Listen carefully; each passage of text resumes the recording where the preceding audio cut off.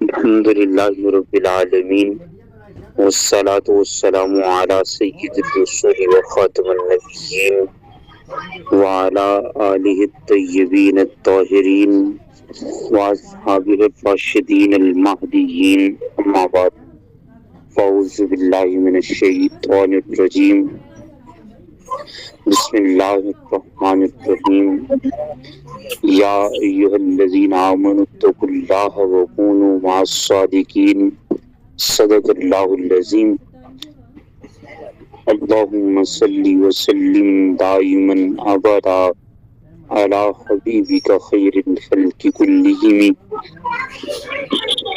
ہماری گفتگو جو گزشتہ ہفتے ہوئی تھی، آج اسی کا بقیہ حصہ آبا باب کی سماعتوں کے حوالے کرنا ہے۔ یوم حج ہے اور ہماری خوش نصیبی ہے کہ ہم ان لوگوں کا تذکرہ کر رہے ہیں جو بارگاہ خداوندی میں مقبول ہیں۔ ہمارے اس سفر کا آغاز حضرت عقبہ بن عامر الجوہنی رضی اللہ تعالیٰ عنہ سے ہوا تھا، اور ہم نے اپنی گفتگو کی انتہا آخری مجلس میں حضرت ابو ایوب انصاری رضی اللہ تعالیٰ عنہ پہ کی تھی۔ آج سفر کا آغاز کریں گے حضرت امام شافعی علیہ الرحمہ کی بارگاہ ناز سے۔ آپ امام ہیں، مجتہد ہیں۔ آپ کا نام نامی اسم گرامی محمد بن ادریس بن عباس بن عثمان بن شافع ابو عبداللہ المطلبی الشافعی۔ آپ کو فقیہ الملہ بھی کہا جاتا ہے، آپ کو سفینۃ العلم بھی کہا جاتا ہے، آپ کو ناصر الحدیث بھی کہا جاتا ہے۔ آپ فلسطین کے شہر غزہ میں 150 ہجری میں پیدا ہوئے۔ یتیمی میں آپ نے پرورش پائی۔ آپ کی والدہ 2 برس کی عمر میں آپ کو لے کر کے مکہ مکرمہ منتقل ہو گئیں۔ آپ نے وہاں تیر اندازی، گھڑ سواری کے فنون میں مہارت پائی، ساتھ ہی ساتھ اپنی توجہ کو عربی سیکھنے پر مرکوز کیا۔ آپ کو فقہ سے خاصا لگاؤ تھا۔ آپ مفتی مکہ مسلم بن خالد زنجی اور اپنے چچا محمد بن علی بن شافعی کے امام سفیان بن عیینہ اور دیگر کئی فقہاء و ائمہ سے تعلیم حاصل کرتے رہے۔ جب 20 برس کی عمر ہوتی ہے تو آپ مدینہ تشریف لے جاتے ہیں تاکہ وہاں حضرت مالک بن انس کی شاگردی کو اختیار کریں۔ آپ نے امام مالک کی موطا کو حفظ کیا۔ موطا حدیث کی کتاب جو ہے، اگر کبھی زندگی نے وقت اور فرصت اور مہلت دی اور آپ لوگ اس بات پہ تیار ہوئے تو ہم یہ چیز بھی پڑھیں گے کہ بخاری کو جامع صحیح کیوں کہتے ہیں اور ترمذی کو سنن کیوں کہتے ہیں، اور مالک بن انس کی کتاب کو موطا کیوں کہتے ہیں، اور حاکم نیسابوری کی کتاب کو مستدرک کیوں کہتے ہیں۔ بعض کتابیں جز کہلاتی ہیں، تو وہ ایک الگ کائنات ہے، وہ علم کی ایک الگ دنیا ہے۔ آج چونکہ ہمارا موضوع سخن وہ نہیں، تو آپ نے خیر امام مالک کی کتاب موطا کو حفظ کیا اور امام مالک پر قرات کی، یعنی ان کے سامنے قرات کی۔ آپ حضرت امام مالک بن انس کے نمایاں ترین تلامذہ میں سے تھے۔ جب امام مالک کی وفات ہو جاتی ہے، امام مالک فقہ کے دوسرے بڑے امام ہیں۔ امام اعظم ابو حنیفہ کے بعد امام مالک ہیں اور یہ مدینہ کے امام کہلاتے ہیں۔ امام مالک بن انس کا ایک اپنا موقف ہے کہ میں مدینے سے باہر کبھی نہیں جاؤں گا۔ کیوں؟ کیونکہ آپ چاہتے تھے کہ مجھے موت آئے تو مدینے میں آئے. زندگی میں فقط ایک حج کیا کہ فرض ہے، ادائیگی لازم ہے، اس کے بعد آپ مدینے سے نہیں نکلے. اور مدینے کے مالک کبھی جوتے نہیں پہنے تھے. کسی نے سوال کیا کہ مالک آپ یہاں سے باہر کیوں نہیں جاتے؟ آپ نے فرمایا کہ ایک وجہ تو یہ ہے کہ میں چاہتا ہوں مجھے موت آئے تو مدینے میں آئے، اور دوسرا رأیت ربی فی شقق المدینہ، میں نے مدینے کی گلیوں میں خدا کو دیکھا ہے. مدرسے کی تعلیم بن انس مدینے سے جانا نہیں چاہتا. امام مالک کے تلمیذ ہیں امام شافعی. جب تک کہ امام مالک زندہ رہے آپ بھی موجود رہے. امام مالک کے وصال کے بعد آپ یمن چلے گئے اور وہاں کے امیر مقرر ہوئے. آپ نے یمن کے بعض معروف علماء سے علم حاصل کیا، جن میں مطرف بن مازن اور ہشام بن یوسف قاضی ہیں. اور محمد بن حسن الشیبانی سے علم حاصل کرتے ہیں.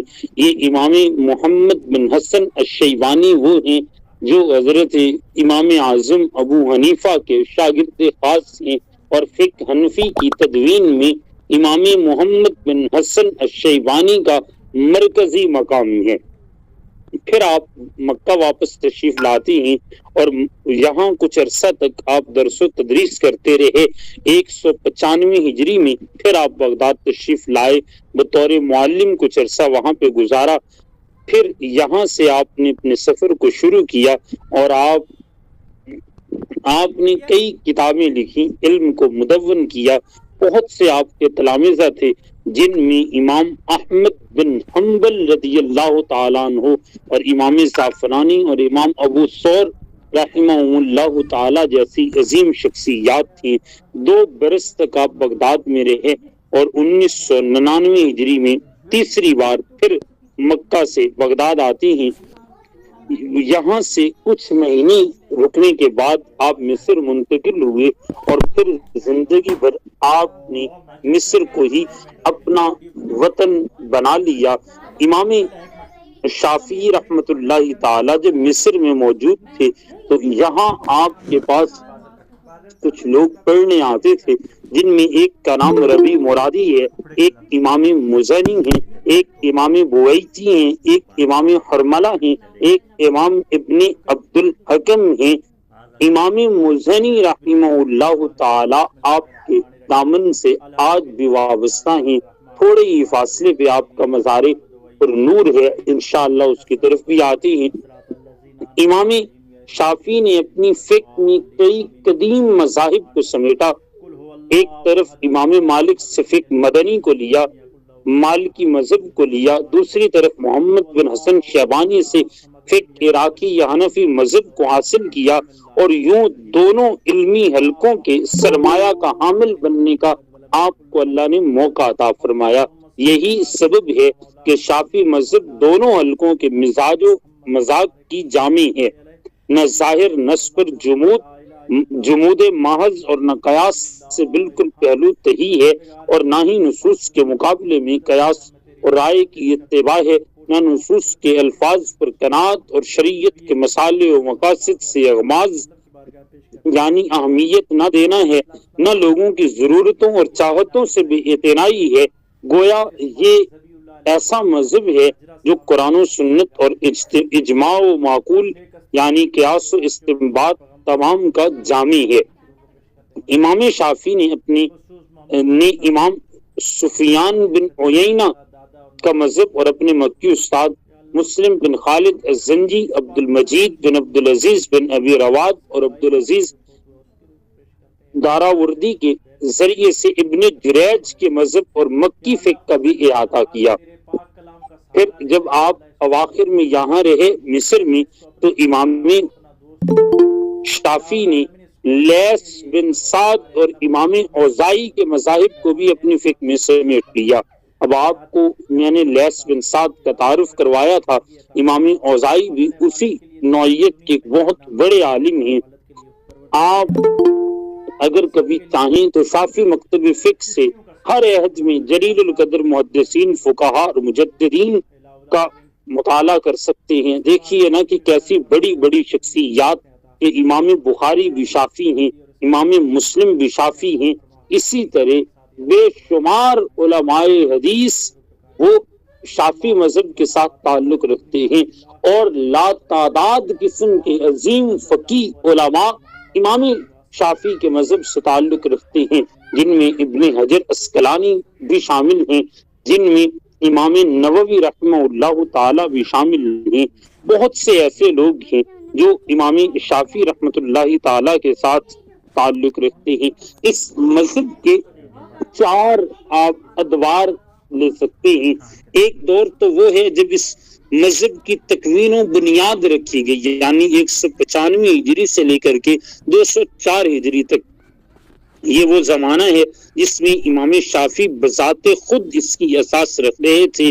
اس کے بعد دوسرا زمانہ آتا ہے جب آپ کے تلامذہ نے نمایاں رنگ دکھایا. امام ابو ثور ابراہیم بن خالد الکلبی, یہ امام حسین بن علی کرابیسی, حسن بن محمد الصبا الزعفرانی البغدادی, امام احمد بن محمد بن حنبل.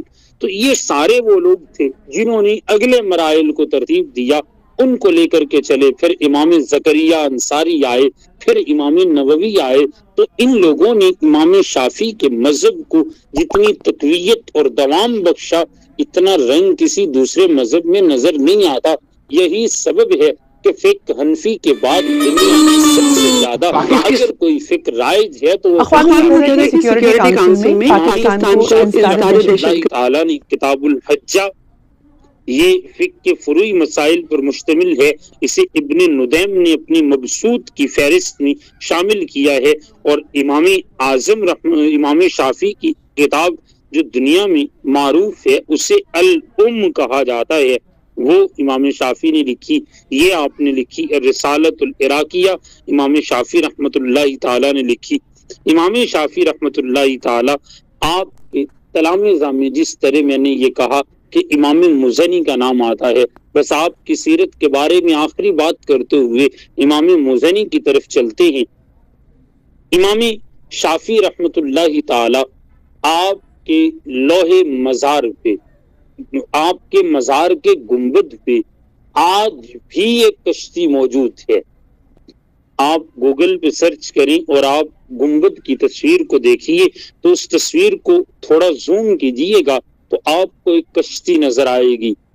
آپ کا لقب سفینۃ العلم ہے, اور امام شافی رضی اللہ تعالی عنہ و ارضاہ آپ کی اس نسبت کی بنا پہ یہ کشتی موجود ہے کہ آپ علم کی کشتی تھے, سفینہ تھے. اور ایک اس کی دوسری وجہ بھی ہے, امام شافی کی عادت ہے کہ آپ پرندوں کے لیے پانی کا اہتمام کیا کرتے تھے. تو آپ کے ورثاء نے آپ کے کشتی کو نصب کیا اور آج تک اس کو باقی رکھا, اور آج تک اس میں پانی بھی ڈالا جاتا ہے, اس میں دانے بھی ڈالے جاتے ہیں. پرندے کثرت کے ساتھ آ کے وہاں پہ بیٹھتے ہیں اور سارا دن پانی بھی میسر آتا ہے, دانا بھی میسر آتا ہے. تو یہ امام شافی علیہ الرحمہ کی علمی سخاوت کے علاوہ, علمی آپ کی میراث کے علاوہ ایک ایسی میراث ہے جو 13 صدیوں سے چلی آ رہی ہے, اور یہ ایسا صدقہ ہے جسے آپ کے مزار کی حضرت امام زکریا رحمہ اللہ تعالی کا مزار ہے. آپ کے ایک اور شاگرد ہیں, ان کا مزار بھی وہاں پہ ہے, مگر ان کا نام کئی بار پوچھنے پر بھی مجھے معلوم نہ ہو سکا. تیسرا کہا یہ جاتا ہے کہ آپ ہی کے مزار کے احاطے میں ایک اور شخصیت کا مزار بھی ہے. جی تو میرا چاہتا ہے کہ میں ان کو بلا کی خراج عقیدت پیش کروں, لیکن چونکہ دامن وقت میں وسعت اتنی نہیں کہ میں اس طرف جاؤں. وہ حضرت سلطان عالم سلطان صلاح الدین ایوبی کے بھائی الملک الصالح کا مزار ہے, جسے حضرت سلطان صلاح الدین ایوبی نے اپنا نائب بنا کر کے مصر میں چھوڑا تھا۔ ملک الصالح ان تمام اوصاف کے حامل تھے جو سلطان صلاح الدین ایوبی میں پائے جاتے تھے۔ وہ ساری صلاحیتیں اللہ نے الملک الصالح کو بھی عطا کی تھی، اور وہ آج بھی دنیا کے ایک عظیم عالم دین کے قدموں میں لیٹے ہوئے ہیں۔ تو یہ ان علماء کی شان ہے کہ وقت کے شاہان اپنی قبریں بھی ان کی قبروں میں، ان کے قدموں میں لاتے ہیں، اور یہ سلاطین عالم جانتے ہیں کہ اگر ان کے لیے زمانے میں کہیں سے رہنمائی میسر ہے تو وہ علماء ہی کے قدموں سے میسر آ سکتی ہے۔ تو دو طرفہ ایک تعلق قائم ہوتا ہے، اور وہ تعلق آج تک باقی ہے۔ دوسرا، اسی مزار کے احاطے میں، یعنی وہ جو اندر حال ہے، اسی حال میں شیخ صالح الجعفری اور دیگر کئی علماء نے اس بات کی تصدیق کی جس میں شیشے کے ساتھ ڈھانپا گیا ایک ایسا مقام ہے جس کے بارے میں کہا جاتا ہے کہ یہاں پہ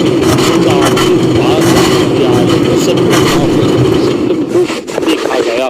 تو انہوں نے اس جگہ کو ہی کیا کہ جہاں آقا علیہ السلام کو دیکھا گیا ہے، اب وہاں کسی اور کے پاؤں نہیں آنے چاہیے، اس لیے وہ باقاعدہ میں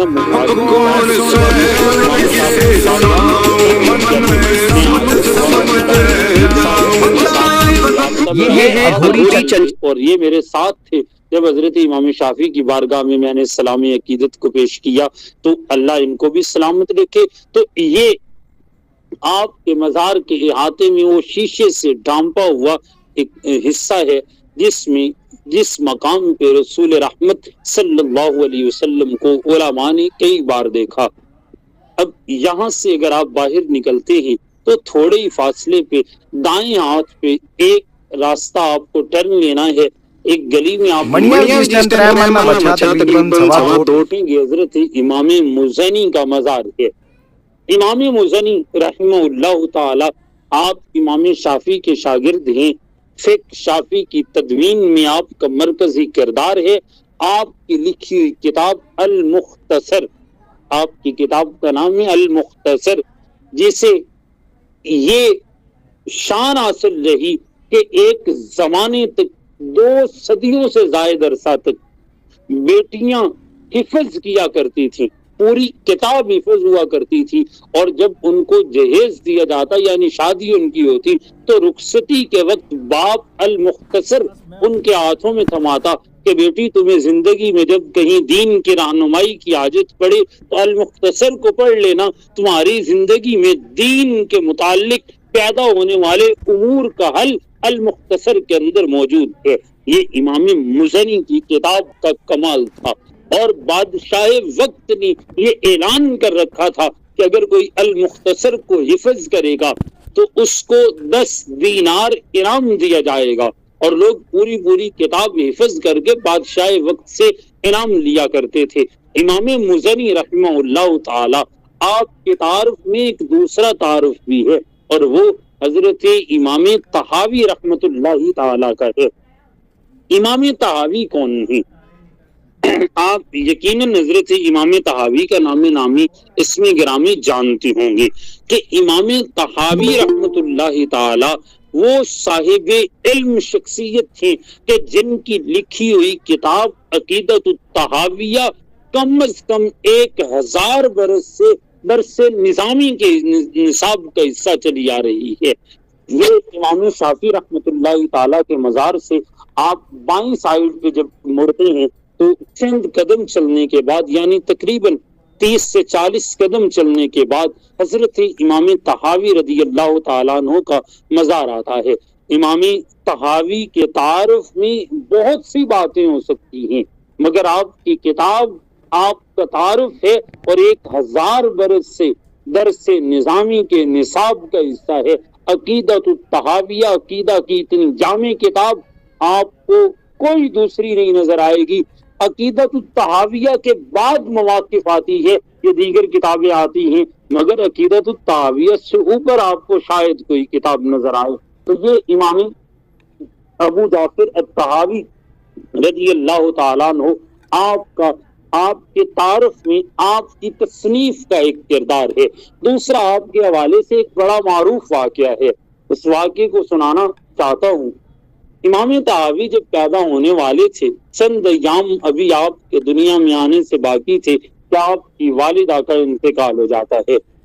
اب فقہ شافی چونکہ یہاں مصر میں رائج تھی، تو شوافیوں نے کہا کہ جی ہمارے نزدیک تو جب کوئی عورت کا وصال ہو جائے، کوئی عورت فوت ہو جائے، تو اس کے پیٹ میں حمل، اس کا وہ حاملہ ہو تو بھی، نہ ہو تو بھی اس کو دفن کیا جائے گا، پیٹ چاک کر کے بچہ نہیں نکالا جائے گا، کیونکہ فقہ شافی میں میت کو تکلیف دینا کسی صورت میں جائز نہیں ہے. جب یہ مسئلہ چھڑا تو کچھ علماء احناف کے بھی تھے، انہوں نے کہا بھائی وہ تو اللہ کی طرف سے جب ان کا وقت پورا ہوا تو ان کا وصال پرملال ہوا، مگر ایک جان جو ان کے وجود میں زندہ ہے اس کا کیا قصور ہے؟ تم اسے زندہ دفن کرنے کے لیے جا رہے ہو، ایسا نہیں کیا جائے گا. اب اس زمانے میں یہ سی سیکشن وغیرہ یا آپریٹ کا تو نظام تھا ہی نہیں، اور یہ بالکل اوائل 1200 برس پہلے کی بات کر رہا ہوں. تو اس میں اختلاف ہو گیا اور بات ٹھیک ٹھاک بڑھ گئی. باہر کے احناف کے یہ موقف پہ فیصلہ ہوتا ہے آپ کی والدہ کی زندگی اور آپ کو باہر نکالا جائے. حضرت امام طحاوی وہ پہلے شخص ہیں جن کی والدہ کے وطن کو چاک کر کے نکالا گیا. یہ تاریخ اسلامی کے پہلے شخص ہیں. آپ کی والدہ کے وطن کو چاک کر کے آپ کو باہر نکالا جاتا ہے. اس زمانے میں جو ان کو سمجھ میں آیا ویسے انہوں نے آپ کی والدہ کے جسم کو لپیٹا، باندھا، یہ جیسے بھی کیا اور ان کو دفن کر دیا. حضرت امام طحاوی دنیا میں تشریف لے آئے. اب جب آپ دنیا میں آ گئے، خبر تو یہ ایسی تھی، واقعی بالکل ایک انہونی بات تھی، ایک ایسا واقعہ تھا جو معروف کیا ہر بندے کی زبان پہ ہوتا، ہر بندہ اس کا تذکرہ کرتا. آپ جہاں سے گزرتے تو دیکھنے والے کہتے کہ یہ ہی وہ شخص ہے کہ جس کی والدہ کے وطن کو اس کے وصال کے بعد چاک کیا گیا. اب آپ بھی بات کو سنتے، پھر جب آپ اس زمانے کی یہ اس طرح کی متعدد باتیں سہتے سہتے درس نظامی کی طرف دین کو سیکھنے کے لیے آتے ہیں، اپنی اساتذہ کے پاس بیٹھتے ہیں، تو فقہ کی کتابیں پڑھتے ہوئے آپ نے جس دن اپنے ماموں سے، امام مزنی ماموں تھے آپ کے، اپنے ماموں سے یہ مسئلہ پڑھا کہ فقہ شافی کسی وجود کے چاک کرنے کی اجازت نہیں دیتی، بلکہ فقہ شافی یہ کہتی ہے کہ اگر کوئی شخص فوت ہو جائے تو اس کو اسی کیفیت میں ویسے ہی دفن کیا جائے، اسے کوئی اذیت یا تکلیف نہ دی جائے. آپ نے جب یہ مسئلہ پڑھا نا تو حضرت امام طحاوی فرماتے ہیں شکر ہے میں حنفی ہوں، جو فقہ میرے پیدائش پہ ہی راضی نہیں، میں اس فقہ میں کیوں جاتا. اب امام مزنی غصے میں آ گئے، وہ چونکہ فقہ شافی کے تھے تو وہ غصے میں آ گئے اور انہوں نے کہا کہ تو کبھی عالم نہیں بن سکتا. خیر زمانہ گزرتا رہا، جب امام ابو جعفر الطحاوی رحمت اللہ تعالی مسند تدریس کے فائز ہوئے اور آپ نے مسند کو سنبھالا تو آپ نے کہا کاش آج میرے ماموں زندہ ہوتے تو وہ اپنی قسم کا کفارہ دیتے کہ انہوں نے یہ بات کہی تھی.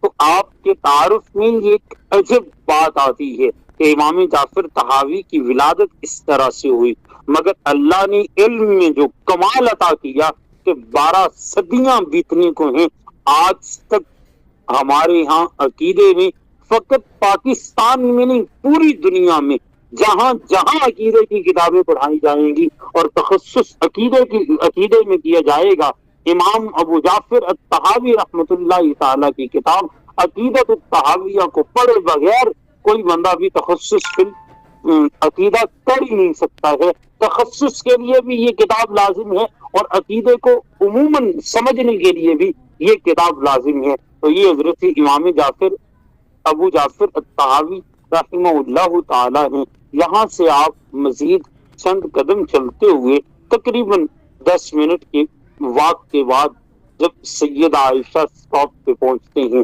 تو یہاں آپ کے ساتھ جو شخصیت کا تعارف ہوتا ہے وہ حضرت امام جعفر الصادق کی لخت جگر نور نظر سیدہ عائشہ رضی اللہ تعالی عنہا ہیں۔ حضرت سیدہ عائشہ رضی اللہ تعالی عنہا آپ انتہائی اہم شخصیات میں سے ہیں۔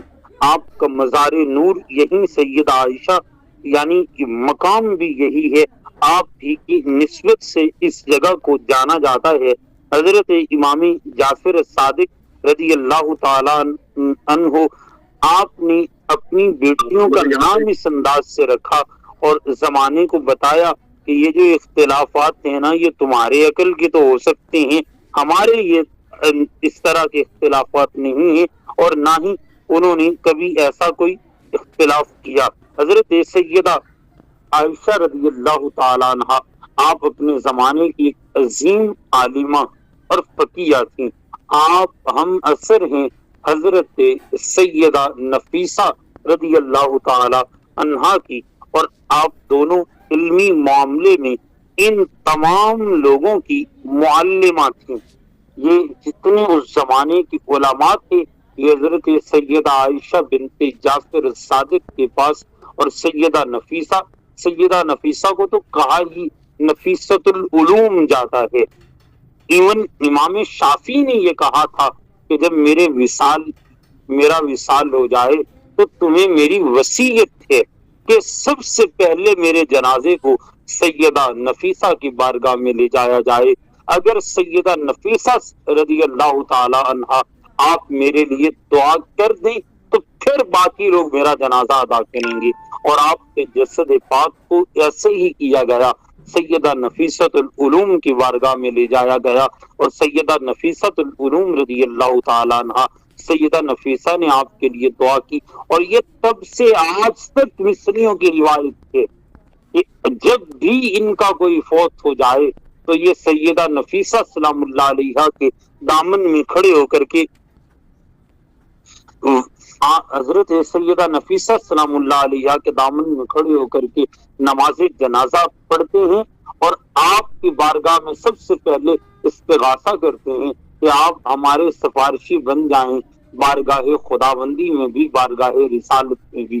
جنازے کی روایت بھی ہے، اور یہ روایت بھی ہے کہ اگر کوئی نیا شادی شدہ جوڑا ہو یعنی کسی کی نئی شادی ہو تو حجلہ عروسی میں جانے سے پہلے دربار سیدہ نفیسہ میں حاضر ہونا ہے، بارگاہ سیدہ نفیسہ میں حاضر ہونا ہے، اور انہیں سلامی عقیدت پیش کرنا ہے۔ وہاں پہ 2 نفل ادا کرنے ہیں، خاتون بھی نفل پڑھے گی، مرد بھی نفل پڑھے گا، اور اس کے بعد یہ دونوں یہاں سے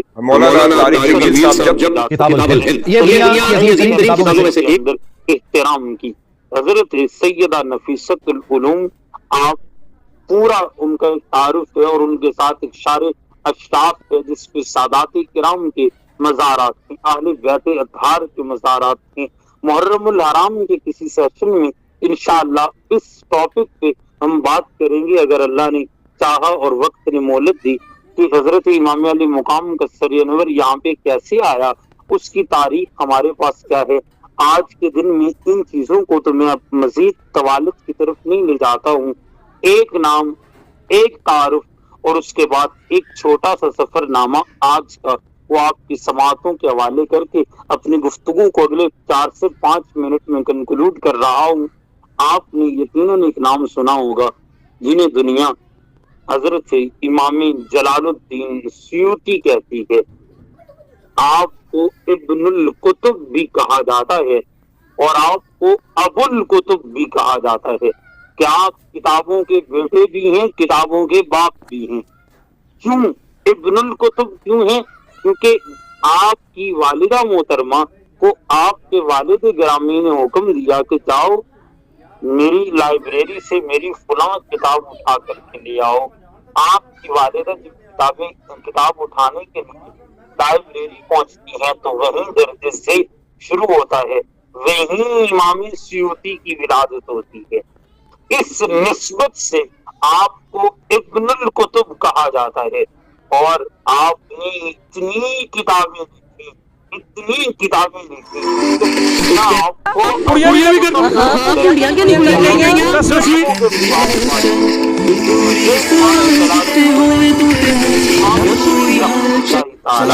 بہت طویل آپ پہ بات ہو سکتی ہے آپ کے تعارف میں چونکہ اختصار سے آج کے سیشن میں ان چیزوں کو کنکلوڈ کرنا چاہتا ہوں، اس لیے میں نے اختصار سے کام لیا اور بہت سی چیزوں کو میں نے اسکپ کیا. شخصیت کو اسکپ نہیں کی، باقی ان کے تعارف میں بہت سی چیزوں کو میں اسکپ کرتا چلا گیا.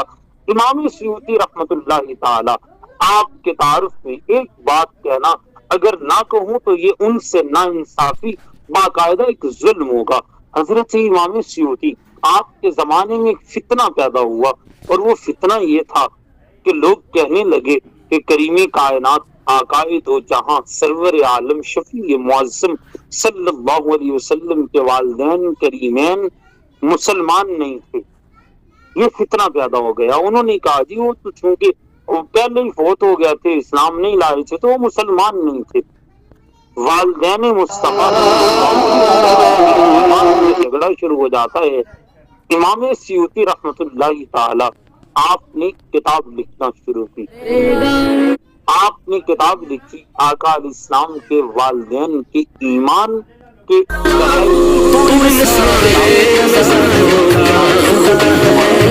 میں رات کو لیٹا سویا، خواب دیکھا حضرت سیدہ آمینہ رضی اللہ تعالیٰ عنہا خواب میں تشریف لاتی ہیں. میرے کریم آقا کی والدہ محترمہ آپ تشریف لاتی ہیں، آپ انتہائی مسرور ہیں، خوش ہیں اور خواب میں آ کر کے کہتی ہیں کہ جلال الدین میں اپنے بیٹے محمد کے پاس جا رہی ہوں، تیری سفارش کروں گی.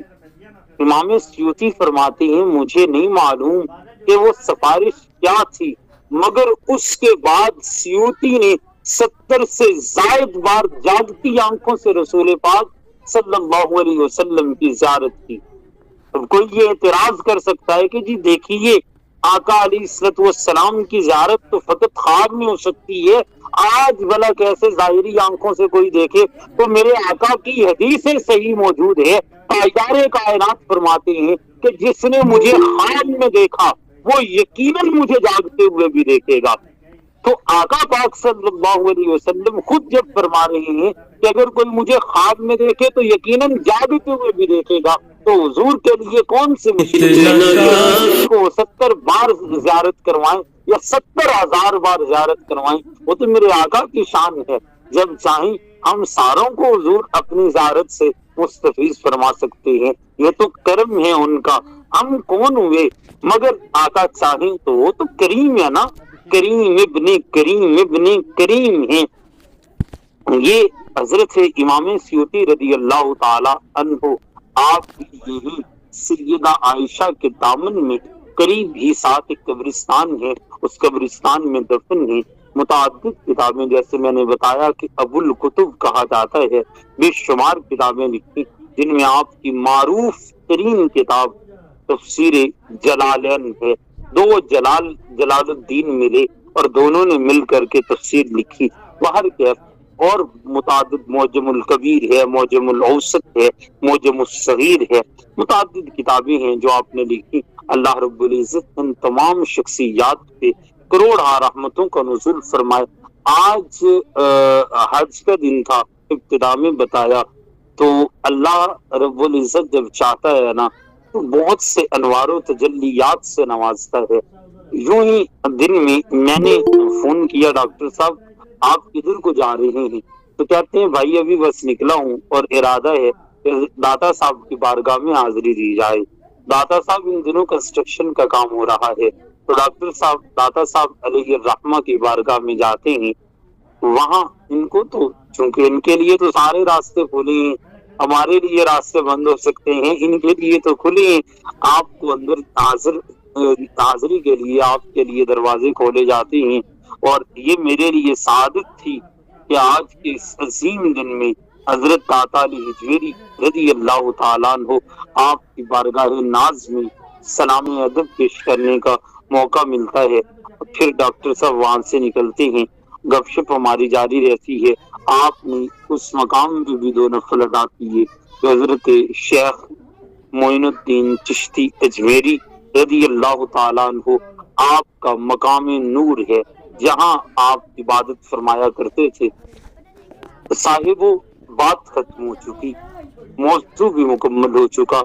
2-4 باتیں اس لیے اضافی کر رہا ہوں تاکہ میں اپنے وہ آیت جو میں نے دونوں بار پڑھی خطبے میں تو آیت کو سمجھا سکوں. قرآن کہتا ہے یا ایھا الذین آمنوا اتقوا اللہ، اے ایمان والو اللہ سے ڈرتے رہو، وکونوا مع الصادقین اور سچے لوگوں کے ساتھ ہو جاؤ. اللہ سے ڈرنا اور ایمان یہ دونوں اللہ کی نعمتیں ہیں. نعمت خزانہ ہوتی ہے. جب کسی انسان کے پاس کوئی نعمت آ جائے نا تو اس نعمت کے چھین لینے پر دشمن پوری کوشش کرتے ہیں، حملہ کرتے ہیں. ایمان نعمت عظیم ہے. کاش کے وقت ہوتا اور میں آپ لوگوں کو حضرت ساسا کے بارے میں بتاتا کہ ایمان کتنی بڑی نعمت ہے. صاحبو جب ایمان بہت بڑی نعمت ہے، کاش کہ ہمیں احساس اور ادراک ہو جائے کہ ایمان کتنی بڑی نعمت ہے. اس کے بعد تقوی، ایمان کے بعد دوسری بڑی نعمت ہے. 2 اتنی عظیم نعمتیں اگر اللہ کسی بندے کو عطا کرتا ہے تو پھر اس کے لیے حکم یہ ہے کونوا مع الصادقین، سچے لوگوں کے ساتھ.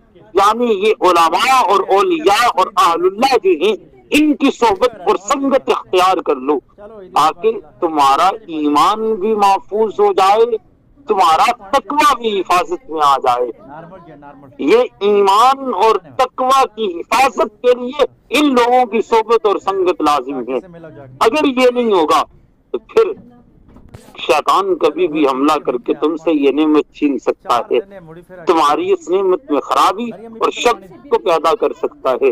اس لیے ان تمام لوگوں کا تذکرہ کرنا، حضرت عقبہ بن عامر جوہنی کا تذکرہ کرنا، حضرت فاطمہ کا تذکرہ کرنا، حضرت ذوالنون مصری کا تذکرہ کرنا، محمد بن حنفیہ کا تذکرہ کرنا، حضرت رابعہ العدویہ کا تذکرہ کرنا، ابن حجر اسقلانی، لیث بن سعد، حضرت ابو ایوب انصاری، حضرت یحییٰ شبیہی، حضرت امام شافعی، حضرت امام مزنی، حضرت امام ابو جعفر الطحاوی، حضرت سیدہ عائشہ بنت جعفر الصادق، حضرت امام جلال الدین سیوطی اور انہی کے ساتھ ساتھ حضرت داتا علی اجمیری.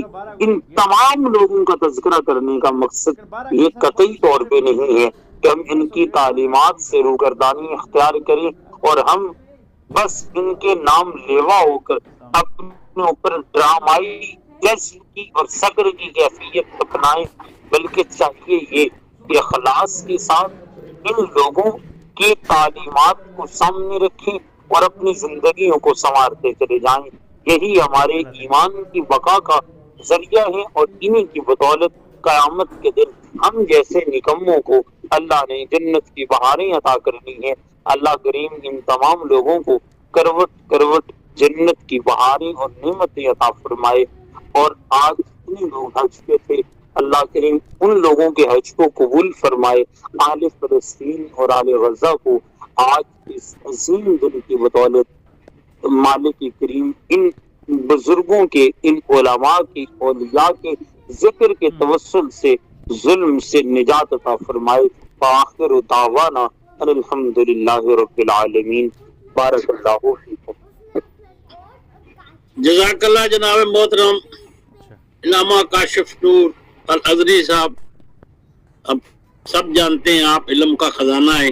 کاش کہ ہمارے پاس وقت ہوتا، ہم سنتے جائیں، آپ سے سنتے جائیں. اور جیسے ڈاکٹر فرید خان صاحب نے کہا ہے کہ انشاءاللہ اس تسلسل کو آگے عید کے بعد قائم رکھیں گے اللہ نے چاہا تو. آپ نے موطا امام مالک کا ذکر کیا ہے، میں نے یہ 2021 میں اس کا مطالعہ مکمل کیا تھا، اب دوبارہ میں نے شروع کیا ہوا ہے. تو میری عادت ہے میں ڈیلی ایک صفحہ اس کے اندر جتنی بھی حدیثیں ہوں پڑھتا ہوں. اس طریقے سے میں نے 7 کی 17 جلدیں، معارف اسلامی शाह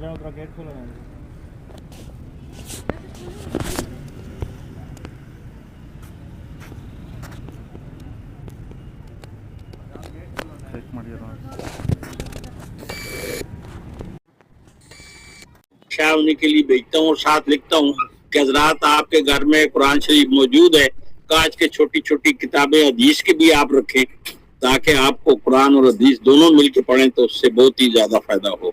माशाल्लाह, ये अभी मैंने ये निकाली, इसमें लिखा हुआ है कि ये कुरान शरीफ के बाद पहली किताब जो है ये लिखी गई, यानी कि इसका मकसद है कि बुखारी से भी पहले ये मतलब है कि तरतीब दी गई, लिखी गई। जी मीर साहब, बुखारी शरीफ लिखी गई थी 250 यानी दूसरी सदी हिजरी में, और ये तो पहली सदी बेशक। जी यही बात है। ये मेरे पास लिखा हुआ है, इसका तारफ 16 सफ़े, बहुत लंबा, मैंने सोचा था 8-10 लेने पढ़ूंगा लेकिन मैं वक्त ज़ाया नहीं करना चाहता। और दूसरा शबान जो भी आज के इस बेहतरीन और इल्म से भरपूर मुकाले के हमने सुना, उस पे जो भी कोई तबसरा फरमाना चाहे, जो कोई इस पे कोई सवाल मोहतरम अल्लामा काशिफ नूर साहब से करना चाहे, अपने हाथ का निशान बनाए ताकि हम एक एक साहब को सुने। और अगर ऐसी बात नहीं तो फिर लिस्ट के मुताबिक मैं चलूं तो पहले नाम आ रहा है आमर महमूद साहब का। अहमद महमूद साहब, आप कोई गुफ्तगू फरमाना चाहेंगे?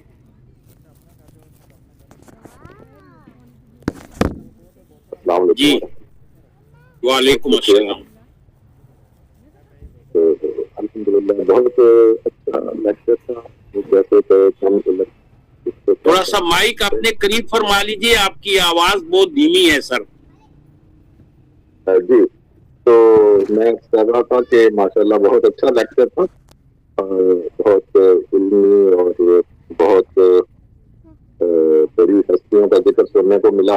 तो हमारी तो कोई ऐसी औकात नहीं मेरी ज़ाती तौर पे, तो मैं आपका मशकूर हूँ कि आपने मुझे दावत दी कि मैं चंद बातें कर सकूँ। तो मैं हमारे मुकर्रर साहब का भी शुक्रिया अदा करता हूँ कि उन्होंने हमें इस देश में कराया। और ये मेरी ये ज़ाती मेरी समझ में ये आता है कि जो है ना, जैसे आखिरी उन्होंने आयत का तर्जुमा हमें बताया, तो जैसे अल्लाह ताला ने उसके आखिर में भी फरमाया कि सलाह उन्हीं के लिए है जो यानी एक दूसरे को अखलाक की ताकीद और सब्र की तलकीन करते, यानी हाथों में हाथ थाम लिए जाएं तो फिर इंशाअल्लाह ताला जो है ना, अल्लाह ताला इसी में ही मेरा ख्याल है हमारी खैर है। इसमें ये भी सबक है कि एक दूसरे में जो भी चीजें हों, जैसे छोटी मोटे तो उनको इग्नोर कर देना चाहिए और बड़े दिल के साथ अपना मुहासबा रखा जाए और दूसरों को अपने साथ जोड़ा जाए और सब किया जाए। तो मुझे भी यही समझ आती है। अल्लाह ताला दुआ करे। शुक्रिया जनाब महमूद साहब, आपसे दरख्वास्त है आप हमारे सारे प्रोग्रामों में शरीक हुआ करें। आगे बढ़ते हैं जी, आगे बढ़ते हैं। यासिर हुसैन सत्ती साहब आज के प्रोग्राम के मुंतजिम है, उनका लिस्ट में नाम आ रहा है, वो शुक्रिया तो अदा करेंगे लेकिन अपना इनपुट पहले दे दें। जी मीर साहब बहुत शुक्रिया जी। अल्लाह तबारक व तआला अल्लामा काशिफ नूर अल-अज़हरी साहब को मज़ीद रूहानी बुलंदियों से माला माल फरमाए। हमारे ये भाई मिस्र में है, मिस्र में तो बहुत सारे लोग गए अल-अज़हर तक, लेकिन ये जिस तरह उसको मिस्र की एक एक चीज़ को हम तक पहुंचा रहे हैं, ये यकीन जानिए ऐसा लग रहा है कि हम उस फैज़ से बराह रास्त मुस्तफ़ीद हो रहे हैं। तो मैं इनका शुक्रिया ये अदा करूँगा और साथ मेरी ये भी गुजारिश होगी कि ये जितना भी सफ़रनामा है इसको ये ज़रूर लिखें और किताबी शक्ल में जल्द अज़ जल्द लेके आएँ। और जब ये पाकिस्तान में आए तो मेरी इनसे ये पुरज़ोर अपील होगी कि कलम कारवां इस्लामाबाद में आएँ तो इनके किताब की वहाँ एक इनकी शान शियान जो है वो तकरीब रुनमाई और तकरीब पज़ीराई हो और बराह रास्त भी हम इनसे मुलाकात कर सकें। इसी पे इख्तिताम करता हूँ। बहुत शुक्रिया। बिल्कुल जनाब, हमारी तरफ से हर दफ़ा हम जब तशरीफ लाते हैं जनाब को दावत देते हैं تو ظاہر ہے عالم ہے، مصروف رہتے ہیں، انشاءاللہ کبھی نہ کبھی وقت نکلے گا، آپ کی اور ہماری خواہش پوری ہوگی۔ جی لبنہ فروغ صاحبہ نے بات کرنی ہے۔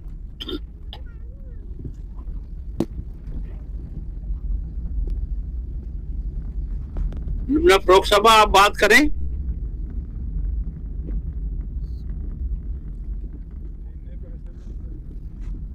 آپ نے ہاتھ کا نشان بنایا ہوا ہے، مائک آپ کا آن ہے، آپ بات کریں جی۔ شاید کوئی پرابلم ہے، آگے بڑھتے ہیں، دوبارہ ان کو پھر بلا لیں گے۔ فیصل شاہ صاحب آپ کچھ گفتگو فرمائیں گے جناب؟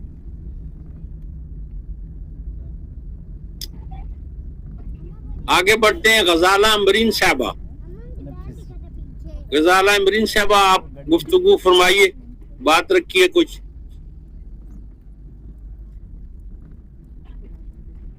شاید یہ صاحبان کچھ بات نہیں کرنا چاہتے۔ آگے غلام علی صاحب، جناب محترم غلام علی صاحب۔ میں مارکیٹ ایک چیز کرنی تو سمجھ پکڑ گیا، شاید ان تک بھی آواز نہیں پہنچی۔ امتیاز احمد صاحب۔ السلام علیکم ورحمۃ اللہ۔ وعلیکم السلام ورحمۃ اللہ۔ یہ پہلی دفعہ ان حضرات کا جن کا ذکر علامہ کاشف صاحب نے کیا ہے، یہ ہمارے لیے، میرے لیے خاص کر یہ بہت ہی انفارمیٹو تھا۔ اور جس طرح یاسر صاحب نے کہا ہے کہ اگر اس کا ایک وہ رائٹ اپ ہو جائے، ایک کتابچہ بن جائے، یہ وہ ہستیاں ہیں جن کا ذکر ہمیں عموماً نہیں ملتا کتابوں میں۔ تو بہت اعلیٰ بیان تھا، بہت اللہ تعالیٰ ان کو ہمت دے جس طرح یہ بیان کرتے ہیں اور وقت نکالتے ہیں۔ اور خاص کر آج میں ان کا ذاتی طور پہ مشکور ہوں کہ انہوں نے آج مبارک دن کو میرا جو فلسطین کے لوگوں کے لیے قربانی کا حصہ پہنچا دی ہے۔ اتنا مشکور ہوں میں کہ اس کی حد نہیں ہے، مجھے اتنی خوشی ہوئی ہے۔ تو اللہ تعالیٰ ان کو زندگی دے، صحت دے، اور جوانی میں یہ کام کر رہے ہیں اسی طرح کام کرتے رہے۔ اور میری بھی یاسر صاحب کی طرح بڑی خواہش ہے، تھوڑے دن ہے زندگی کے، پتہ نہیں اگر یہ ایک پاکستان تشریف لائے تو ان کی مسافر زیارت ہو جائے۔ بہت بہت شکریہ۔ شکریہ جی، ماشاءاللہ آپ حضرات کی خواہش ہے کہ انہیں کتابی شکل دیں۔ سید ابو الحسن ندوی علی میاں کے نام سے مشہور ہے، انہوں نے دعوت تاریخ عظیمت کے 3 جلدوں میں سارے کافی بزرگان دین کو ماشاءاللہ ان کو کتاب کے اندر سمویا ہے۔ میری لائبریری میں وہ 50 برس سے موجود تھی، میں ادھر ادھر ٹرانسفر ہوتا رہا، ساتھ گھومتی رہی۔ ابھی 2 سال پہلے مجھے موقع ملا، میں نے اس پہ ترفسہ لکھا اور اخبارات کو بھیجا کہ اس سے لوگ مستفید ہوں۔ میری بھی خواہش ہے کہ علامہ صاحب تھوڑی محنت کر کے ہماری علمی تشکیلی پوری کرے۔ جی لبنہ فروغ صاحب آپ بات کریں۔ اور سب خیریت ہے؟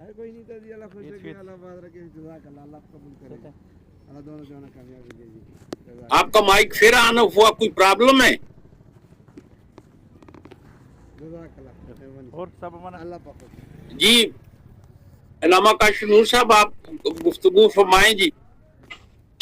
میر صاحب اللہ نے چاہا تو انشاءاللہ میں بہت جلد یہ پورا سفر نامہ لکھوں گا، مصر کی زندگی جو یہاں پہ گزرے ہوئے لمحات ہیں۔ اصل میں جب آپ علماء کے بارے میں لکھتے ہیں نا تو پھر بڑے انصاف کے ساتھ بہت کچھ لکھنا پڑتا ہے۔ بے شک اب یہاں بولتے ہوئے بھی اتنی چیزیں میں سکپ کرتا جا رہا تھا جو امام شافعی اپنے شاگرد امام مزنی جن کی المختصر کا میں نے ذکر کیا نا، ان کے بارے میں کہا کرتے تھے لو ناظر الشیطان لقطعہ، کہ اگر مزنی بھی، اگر امام مزنی سے شیطان بھی مناظرہ کرے تو امام مزنی سے نہیں جیت سکتا۔ تو اب آپ اندازہ لگائیں کہ میں کتنی ساری چیزوں کو سکپ کر کے آگے چلتا چلا گیا ہوں۔ یہ تو ایسی شخصیات ہیں کہ ایک ایک شخصیت پہ کئی گھنٹوں بات ہو سکتی ہے. اللہ نے چاہا تو ضرور ان کو میں کتاب میں بہت جلد کمپائل کر کے کتاب کی صورت میں سامنے لاؤں گا, اور پھر ہم انشاءاللہ جب مکمل کر لی تو آپ کے ساتھ ضرور ملاقات کریں گے. ایسے ملاقات اس کے علاوہ بھی کریں گے, لیکن کتاب کے ساتھ بھی کریں گے انشاءاللہ تعالیٰ آپ کے اس عہد کو پورا کرنے کی توفیق عطا فرمائے پروردگار اللہ. جی آگے نام آ رہا ہے نعیم اکرم صاحب کا. نعیم اکرم صاحب آپ گفتگو فرمائیں. جی آپ کا معذرت کا میسج آ گیا, شکریہ. یہ بات ہوتی ہے نا, وہ ڈاکٹر فرید خان صاحب پچھلی دفعہ بھی کہہ رہے تھے کہ بھائی میر افسر پکارتا رہتا ہے تو آگے سے کوئی جواب نہیں آتا, کوئی جواب تو دے دیا کریں, جیسے ابھی نعیم صاحب نے معذرت کر لی. آگے بڑھتے ہیں. صبیہ بانو صاحبہ کا نام آ رہا ہے. جی ڈاکٹر صاحبہ. جی بسم اللہ الرحمن الرحیم. السلام علیکم ورحمۃ اللہ وبرکاتہ. جی وعلیکم السلام. بڑی خوبصورت محفل تھی, اور میں معذرت خواہ ہوں کہ کل کی محفل میں شریک نہیں ہو سکی. کل میں فلائٹ پہ تھی, ابھی لاہور پہنچی ہوں, تو ابھی لاہور سے میں آپ کی محفل میں شریک ہوں. اور یہ گزشتہ سے پیوستہ, اور گزشتہ تو آپ نے مجھے صدارت کا اعزاز عطا کر دیا تھا, تو میں نے اپنے کچھ ٹوٹے پھوٹے الفاظ میں بیان کیا کہ میرا ذاتی وہاں ان مقامات کے حوالے سے سلام کرنے کا اعزاز حاصل ہوا, اور وہاں 2009-2010 میں حاضری دینے, اور جب آپ بتایا آج علامہ صاحب نے کہ سیدہ نفیسہ کے حرم میں 9 بیہتا جوڑے آتے ہیں, تو وہ میری آنکھوں کے سامنے منظر آ گیا کہ 9 بیہتا جوڑے آتے ہیں سلام کرنے, شادی یہ وہاں کی رسم ہے. اور وہاں کی اس تمام علاقے میں روحانیت کی ایسی خوشبو بسی ہوئی ہے کہ دل خوش ہو جاتا ہے. اور اہل مصر اس حوالے سے الحمدللہ بہت بیدار ہے. اور بھی مڈل ایسٹ کے شہروں میں جانے کا اتفاق ہوا, لیکن میں نے محسوس کیا خود بھی کہ اہل مصر کے یہاں روحانیت اور عرفان کا مقام دوسرے علاقوں سے زیادہ بلند ہے. اور وہاں ظاہر ہے کہ ان علماء کی, جیسے کہ یہ جنت کی کیاریاں وہاں موجود ہیں, جو علامہ صاحب نے جو بڑے خوبصورت نام اپنے مقالے کا رکھا ہے, جنت کی کیاریاں ہیں, علماء کے باغ ہیں یہ, اور ان کے آثار موجود ہیں, مبارک آثار موجود ہیں, جن کو علامہ کاشف نور جیسے علماء ہی ان کو ایکسپلور کر کے, دریافت کر کے, اور میرے اور آپ کے لیے انہیں جمع کرتے اور ہمارے لیے خوبصورت انداز سے بیان کرتے ہیں. تو یہ جنت کی کیاریاں ہم قائم دائم رہیں, اور ابھی فیض پہنچاتی رہیں سب کو, اور عالم بالا سے بھی یہ مہک آتی رہے مجھے اور آپ کو, ہمارے ایمان کو تازہ کرتی رہے. میں ایک مرتبہ پھر جزاک اللہ کہتی ہوں علامہ صاحب کو, علامہ کاشف نور صاحب, آپ کا بہت بہت شکریہ, آپ ہمیں اتنی بہترین معلومات فراہم کرتے ہیں. جزاک اللہ. ڈاکٹر زبیہ اخلاق صاحبہ مصر کیا پوری دنیا گھوم کے آئی ہیں. آپ کے میاں اخلاق صاحب جو تھے وہ مرچنٹ نیوی جہاز کے کیپٹن تھے, اور وہ جہاز پوری دنیا میں جاتا تھا, اور ڈاکٹر صاحبہ عرشے پہ بیٹھ کے جہاز کا لطف بھی اٹھاتی تھی اور شہر و شہر بھی جاتی تھی. یہی بات بالکل ٹھیک کہتے ہیں جی میر صاحب.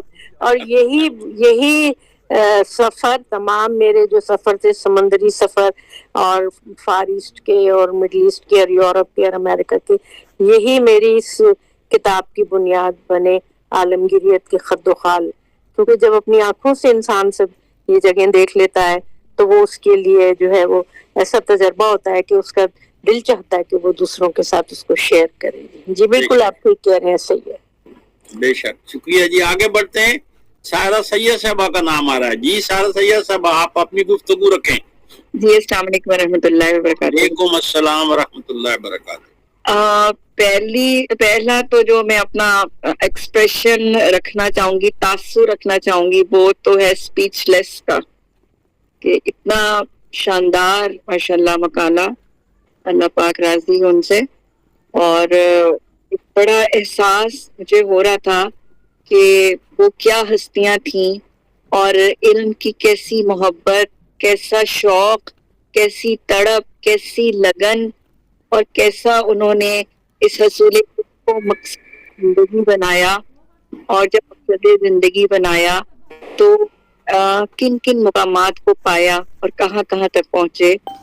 اور ان کی کتابوں کا تذکرہ، اور ماشاءاللہ محترم علامہ کاشف صاحب نے اس قدر روانی سے سارا کچھ بیان کیا کہ مجھے ایسے لگ رہا تھا کہ جیسے میں آنکھوں سے سب کچھ دیکھ رہی ہوں، یعنی تخیل آپ کا جو ہے وہ اتنا انہوں نے اسٹرانگ بیان کیا، تو بہت ہی زبردست. اور اللہ کرے کہ ہم اس سے وہ فیوز حاصل کر سکیں، اللہ کرے.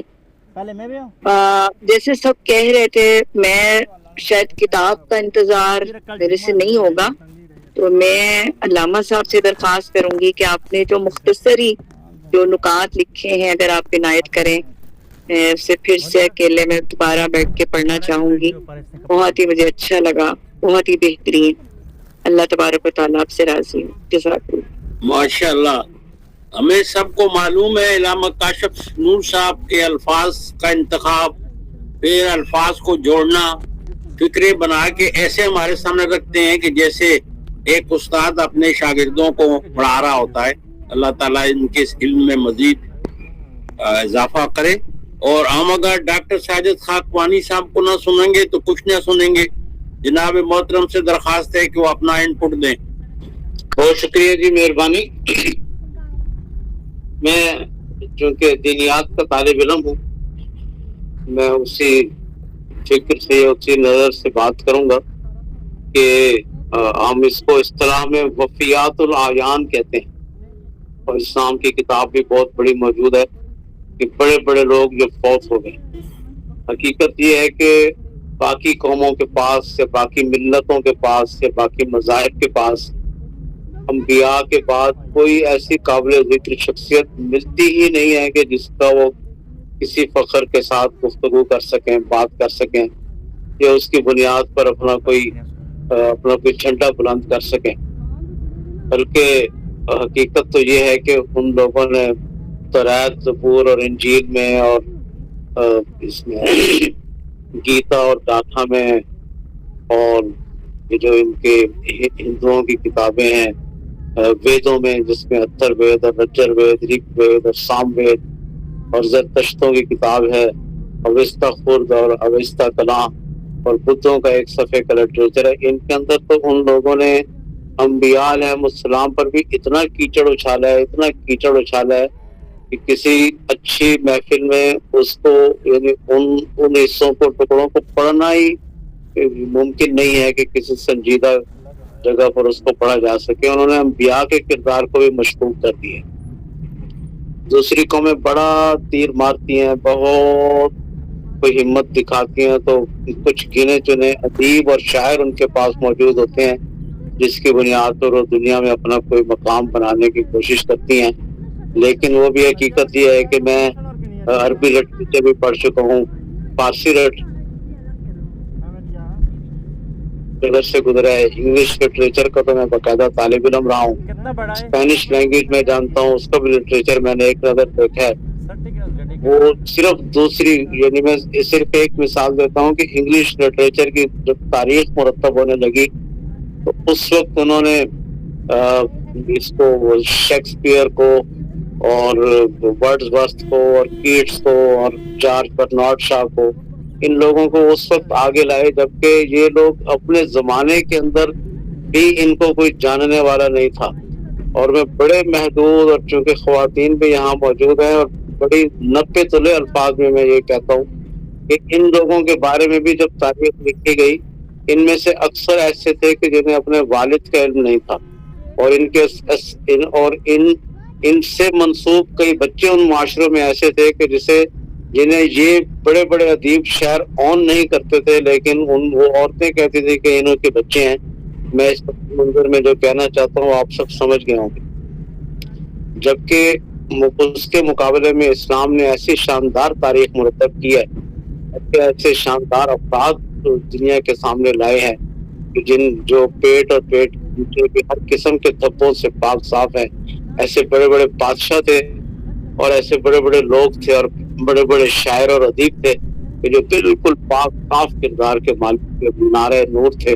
بڑی اچھی اصطلاح استعمال کی صبیہ خانم صاحبہ نے اور صبیہ اخلاق صاحبہ نے کہ وہ جنت کی کیاریاں تھے، اور واقعی وہ مینار نور ہیں. اور ان کو دیکھ کر اللہ تعالیٰ کے راستے کے نشان ملتے ہیں. ان کا تذکرہ خود قرآن مجید کی سنت ہے کہ قرآن مجید نے سورہ انبیاء کے اندر ایک پوری فہرست دی ہے انبیاء کی. پہلے سپارے کے آخر میں اور دوسرے سپارے کے آخر میں پوری فہرست ہے انبیاء کی. یہ وہ لوگ ہیں جو شخصیتیں نہیں ہیں بلکہ اپنی اپنی شخصیت میں پورے کے پورے ادارے ہیں. میں نے اپنے پی ایچ ڈی کے مقالے میں ایک لمبی فہرست مرتب کی ہے ان لوگوں کی جن کے اپنے زمانے میں کے اندر اپنے ادارے ہوتے تھے, اپنی کتب خانے ہوتے تھے بڑے بڑے, اور وہ بادشاہوں میں سے بھی ہوتے تھے, امیروں فقیروں میں سے بھی ہوتے تھے.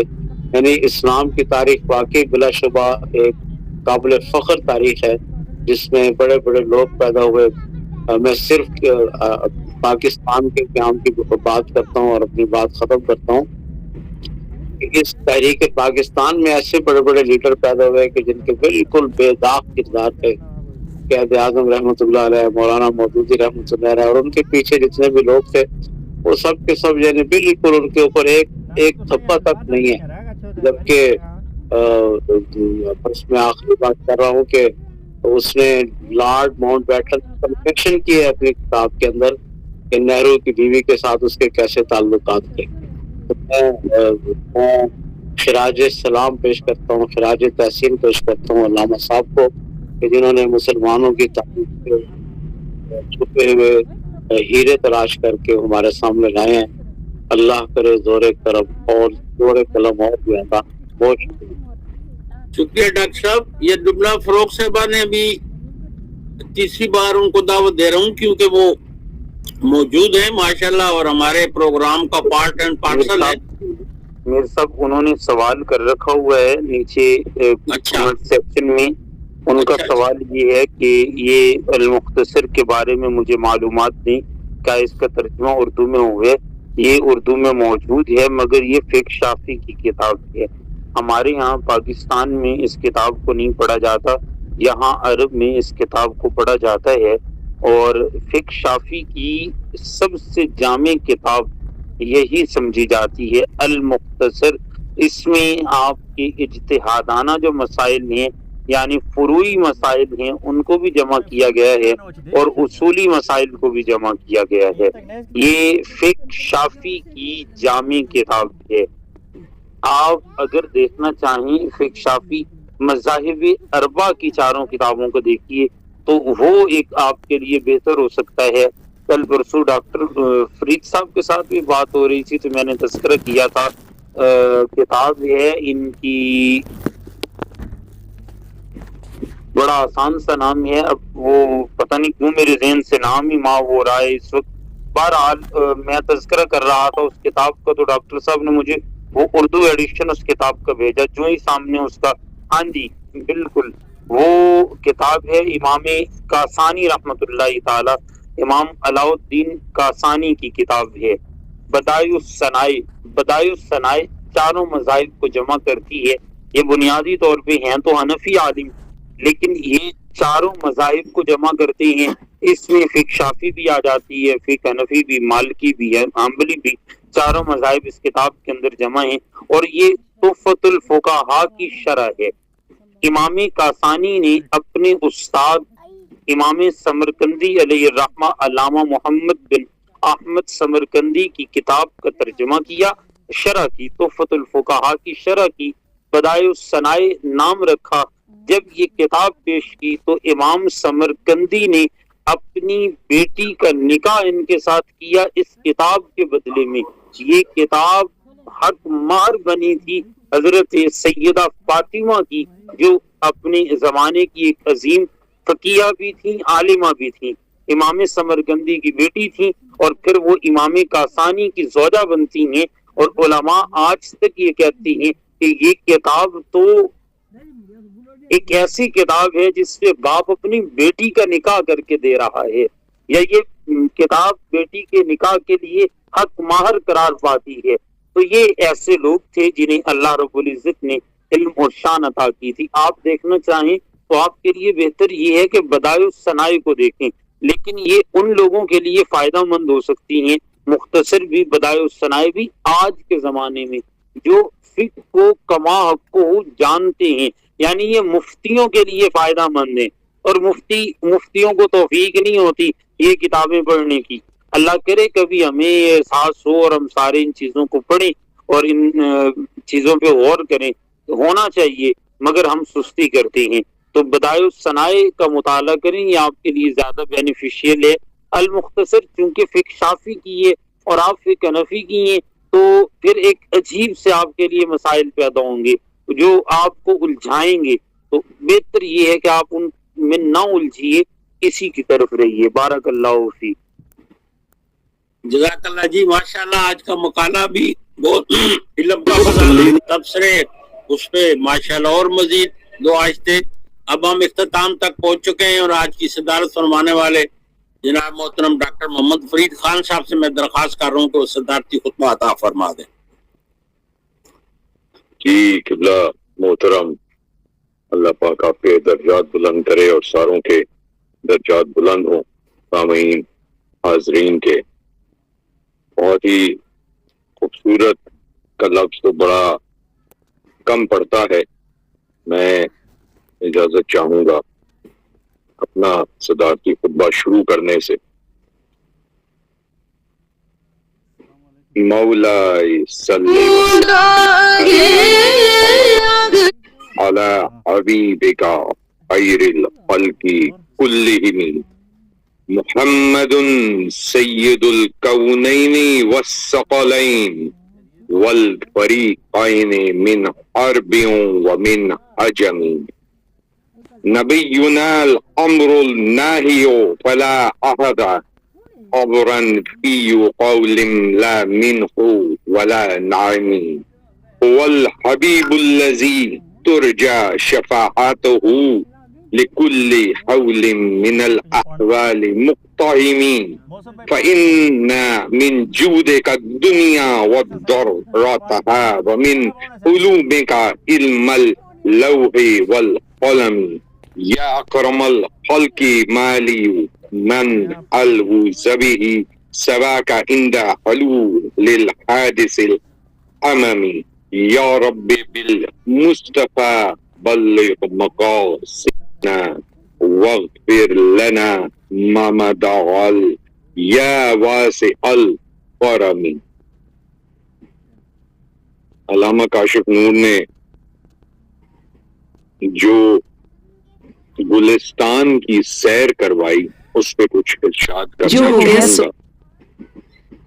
گلستان مصطفیٰ کی پبن اور ہے یہ چمن اور ہے، شاہ ابرار کی انجمن اور ہے یہ چمن اور ہے، ہوئے گلدستہ پنج تن اور ہے یہ چمن اور ہے، شان آل حسین و حسن اور ہے یہ چمن اور ہے، سرمدی رنگ ہے اس گلستان کا مرحبا مرحبا، فقر کی سلطنت طرفائے ساما ہے، رحمت ایواں ہے، اس کے زیر نگیں قلب انسان ہے، عجز عنوان ہے، کسی کا دست نظر کاسائے گردن ہے، عقل حیران ہے، ایک ولی زیب اورنگ عرفاں ہے، واہ کیا شان ہے، سر جھکے ہیں یہاں میر السلطان کا، مرحبا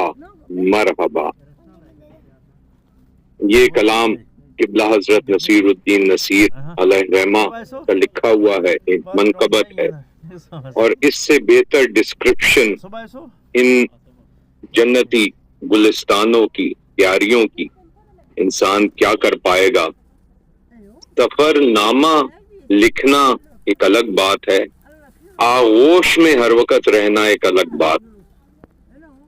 سفر نامہ تو ایک وقتی دور ہوتا ہے، آپ آئے چلے گئے، دیکھا، لطف اٹھایا، اس وقتی طور پہ جو کچھ پایا اس کو سمو لیا، مگر جب آپ آغوش میں پرورش پا رہے ہوتے ہیں تو اس کے بعد جو فیض ملتا ہے، کرم ملتا ہے، شان ملتی ہے، نصیب ملتا ہے، وہ بڑے بڑوں کو آ کے آپ کے آستانے کے سامنے جھکا دیتا۔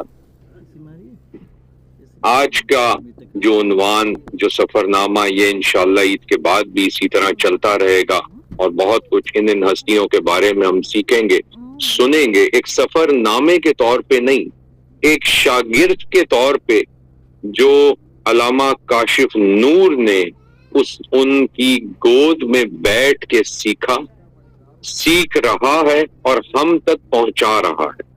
کتنوں کو شرف حاصل ہے کہ رات 11:11 بجے پاکستان کے وقت میں مصر سے الازہر سے ایک شخص کی گفتگو سن رہے ہوں جو ابھی بھی آغوش میں بیٹھا ہے، گود میں بیٹھا ہے ان ہستیوں کے اور فیض و سکون حاصل کر رہا ہے۔ اور یہ دیکھیے کہ ان سے جڑے جو لوگ تمام اس پروگرام میں اس وقت شامل حال ہیں، ان کی کیسی کیسی آوازیں اس کے فون سے وہاں پہنچ رہی ہیں۔ انہوں نے آج کے جو سفر کا ذکر کیا وہ بڑا عجیب معاملہ تھا، روزہ تھا، اور میں اور ڈاکٹر صاحبہ ہم نکلے کہ کچھ کام نجی کر کے داتا حضور کے سامنے سے باہر سے حاضری دیتے ہوئے، دعا پڑھتے ہوئے، فاتحہ خوانی کرتے ہوئے ہم نکل جائیں گے واپس۔ مگر اچانک ایسا ہوا کہ جیسے ہی قبلہ حضور داتا صاحب کے سامنے گاڑی پہنچتی ہے، میں خود ڈرائیو کر رہا تھا، تو گاڑی کا رخ سڑک کی بجائے اس طرف مڑ جاتا ہے جہاں پہ آپ کا ایک پچھلا گیٹ ہے، جہاں سے سو کالڈ، میں تو یہ نہیں کہوں گا مگر زمانے کے الفاظ کچھ ہمارے ساتھ جڑ جاتے ہیں، وی آئی پی کی انٹری ہوتی ہے، حالانکہ ان کے سامنے کیا وی آئی پی، ان کے سامنے تو خاک بھی نہیں، جو وہ جہاں سے وہ گزرے ان جوتوں کی بھی خاک کے برابر ہم نہیں۔ ٹھیک، وہاں سے گاڑی اندر چلی جاتی ہے اور پھر گارڈز اور سلامیاں، اور یہ تو اچانک میں جیسے ہی وہاں اندر پہنچتا ہوں، اب میں ڈاکٹر صاحبہ کو دیکھ رہا ہوں، وہ مجھے دیکھ رہی ہیں، اور میں کہتا ہوں کاشف نور کو فون ملاؤ، تو میرا ہاتھ فون پہ جاتا ہے اور میں اترتا ہوں، باہر آتے ہیں پروٹوکول آفیسرز جو بھی ہیں، خیر میں وہاں سے بالکل، اب ہم بالکل بیسمنٹ کی سائڈ پہ کھڑے ہیں جہاں آپ کی پارکنگ ہے، اور وہاں سے میں ویڈیو آن کرتا ہوں، تو کاشف نور کا ایک بڑا بہت ہی خوبصورت سا گول مٹول سا پیارا سا بچوں جیسا چہرہ سامنے نظر آتا ہے مجھے، اور اس کے پیارے سے جیسے وہ جنبش ہونٹوں سے آواز کی نکلتی ہے، ڈاکٹر صاحب، ایک تو وہی آواز منہ لیتی ہے، تو میں نے کہا کاشف نور آؤ ایک سفر کرتے ہیں، آج حالت روزہ میں تو ہیں، تم وہاں ہو میں یہاں ہوں، آؤ آج یہ سفر وہاں پہنچاتے ہیں اور آپ اپنی جگہ کی تازگی یہاں پہنچا دو۔ تو یہ حیران تھوڑا ہوا، تو میں نے اس کو پہلا جا کے جو بالکل باہر مسجد کا نیچے جہاں پہ اوقاف کے دفاتر ہیں وہاں باہر دعا لکھی ہے، تو میں نے دکھایا، تو کہتا ہے آپ کہاں پہ ہیں؟ میں نے کہا ابھی پتہ لگ جائے گا۔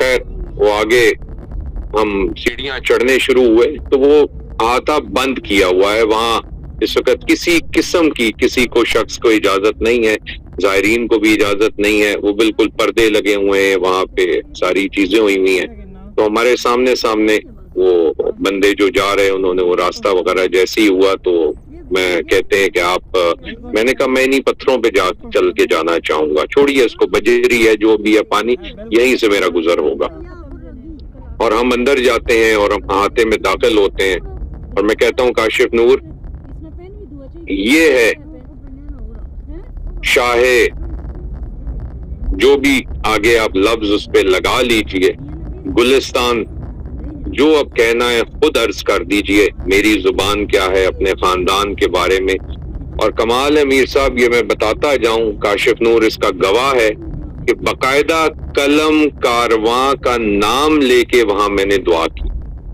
جزاک اللہ، جزاک اللہ۔ جتنے حضرات آپ اس وقت موجود ہیں، داتا صاحب سے ہے یا نہیں، جو بھی معاملات ہیں، آپ سارے وہاں آج غائبانہ طور پہ اس دعا، اس جگہ، اس لہد مبارک کی سائٹ پہ کھڑے ہو کے آپ کی آواز وہاں تک پہنچی جو اس وقت کسی کی رسائی میں نہیں۔ وہاں سے ہم نکلنے کے بعد میں نے فوراً ہی اس کے بعد یہ چیز کی کہ کاشف نور آؤ ایک اور جگہ آپ کو آج دکھاتے ہیں. کہتا ہے سر کون سی؟ میں نے کہا یہ وہ جگہ ہے جہاں سلطان الہند 80 لاکھ بندہ جس کے ہاتھ پہ مسلمان ہوا. کہ کچھ کتابوں میں 80 ہے، کچھ میں 30، کچھ میں 20، مگر ہوا. اصل مقصد ہوا. یہی ہمارے لیے کافی ہے. حضرت خواجہ معین الدین چشتی اجمیری رحمت اللہ تعالی علیہ، جن کا شعر آپ سنتے ہیں وہاں جو لکھا ہوتا ہے داتا صاحب کے باہر، ٹھیک ہے، اور وہ بھی ذہن میں میرے تھوڑا آ جائے گا. گنج بخش فیض عالم نور مظہر خدا، ناکسارا پیر کامل کاملاں رہنما. یہ آپ کا لکھا ہوا شعر ہے. اور آپ نے وہاں جہاں چلا گاہ آپ کی ہے، وہ جگہ صرف ایک چھوٹا سا احاطہ ہے. وہ پہلے کمرہ تھا، وہ کھلتا نہیں تھا کسی کے لیے. میر صاحب دنیا میں وثوق سے کہہ سکتا ہوں کہ گنے چنے لوگ ہوں گے جنہوں نے اس حجرہ اعتکاف میں کھڑے ہو کے نوافل ادا کیے ہوں گے. آج یہ گناہگار وہیں کھڑے ہو کے نوافل ادا کر رہا تھا، تب بھی آپ سارے دعاؤں میں شامل تھے. ماشاءاللہ. مجھے تب بھی آپ سارے دعاؤں میں شامل تھے. کی کرنی ہے کہ کیوں سب کہتے ہیں کہ فرید ہمارا ہے. اور ہمارے بالکل جو چھوٹے بالکل برخوردار ہیں وہ ہمارے ساتھ تھے. تو کاشف نور کا فون کیونکہ ویڈیو پہ تھا تو انہوں نے چیف سیکیورٹی نے کہا سر آپ کو پتا ہے ویڈیو پروٹوکول. میں نے کہا اس کو پکڑایا ہوا ہے، ان کو کھڑا رہنے دیجیے. خیر جو لطف آیا اور جو محسوس ہوا اس کو تو دنیا کا کوئی نہ میں قلم دے سکتا ہوں، نہ زبان دے سکتا ہوں، نہ دوات دے سکتا ہوں. صرف وہ چیز محسوس ہو کے جب آپ تک پہنچ جائے گی ساروں تک تو وہ آپ کو خود پتہ لگ جائے گا کہ وہاں کی گھڑیاں کیا تھیں. وہاں میم سارا کی بیماری کا ذکر ہو رہا ہے، میم سبیہ کے جو چلے گئے ان کا ذکر ہے، صحت کا ذکر ہے، کاشف نور کی فیملی ہے، میر صاحب آپ ہیں، خاکوانی صاحب آپ ہیں، دنیا جہاں اختر صاحب ہیں، میر عارف صاحب ہیں، فیصل ہے، بچے ہیں اس کے، سب یہاں پہ امتیاز صاحب، نعیم صاحب، سب وہاں جو آ رہا یاد وہ وہاں حاضر ہو رہا. پھر انہوں نے مجھے کہا کہ سر یہ چادر آئی ہوئی ہے بڑی خاص. تو میں نے کاشف نور کو کہا کاشف نور ویڈیو میں دیکھیے ایک طرح میں پکڑتا ہوں، یہ آپ اپنی فیملی کی طرف سے چادر پوشی کر دیجیے اوپر، ٹھیک ہے. اور پھر ہم نے وہاں سے اجازت چاہی اور اجازت چاہ کے ہم نیچے آئے اور میں گاڑی اپنا نکالی اور واپس وہاں سے سفر ہمارا روانگی کا شروع ہو گیا. جو گزرا میر صاحب یہ بھی سفر نامہ نہیں میں کہوں گا کیونکہ میں آغوش میں رہتا ہوں. یہ کیا تھا؟ حج کے دن روزے کی حالت میں یہ میں نے کاشف کو کہا کاشف یہ آپ کا نصیب تھا، اور میں نے بڑے بڑے قسمت والوں کو نصیب والوں کو گوڑیوں میں بیٹھے دیکھا ہے، تو آپ کا نصیب آج یہ چمکا کہ آپ کو وہاں سے اجازت ملی. میری گاڑی کا رخ تبدیل ہوا، میں خود اترا، میرا نصیب تبدیل ہوا. میں نے جا کے وہاں قدم بوسی کی، سورہ فاتحہ پڑھی، دعا پڑھی، فاتحہ پڑھی، سارا قلم کا وہاں پہ شامل حال ہو گیا. اور پھر نیچے وہ جو انگریز جو مسلمان آپ کے ہاتھ پہ یہاں جب بن رہا تھا اس نے مسلمان ہو کے اسلام قبول کیا، اس کی قبر میں نے دکھائی ان کو بیسمنٹ میں. اور پہلا جو اوقاف کے ایڈمنسٹریٹر ہیں ان کی قبر جو عموماً لوگوں کو پتہ نہیں ہوتا، وہاں ہم نے سارا ایک وہ نظارہ ان کو کرایا. تو واپسی پہ ان کی آنکھوں میں آنسو تھے، میرے چہرے پہ مسکراہٹ تھی. آنسو تو گر چکے تھے اندر ہی اندر، باہر نکلتے نہیں، باہر صرف سجدوں میں گراتا ہوں، باقی اندر اپنے گرائے رکھتا ہوں آنسو. تو یہ ہے ان جگہوں کی تاثیر، یہ اس جگہ کی تاثیر ہے جو خاندان نبوی کی نسبت اور لڑی سے ہیں.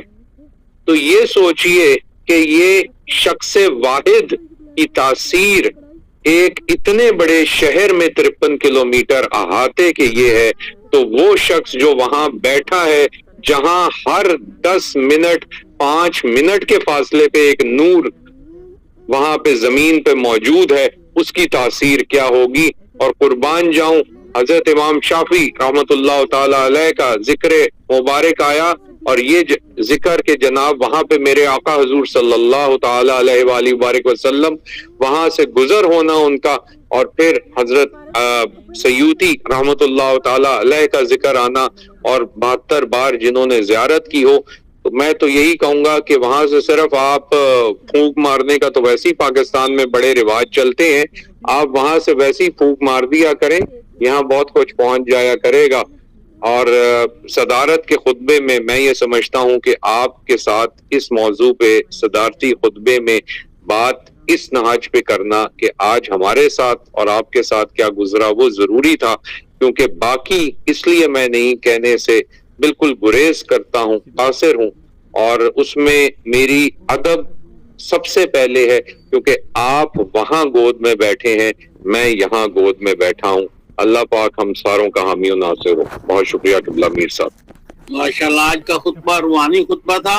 اب میں اس پروگرام کے منتظم محترم جناب ڈاکٹر یاسر حسین ستی الخیری صاحب سے ملتمس ہوں کہ پروگرام میں شریک حضرات اور خواتین کا شکریہ ادا فرما دیں۔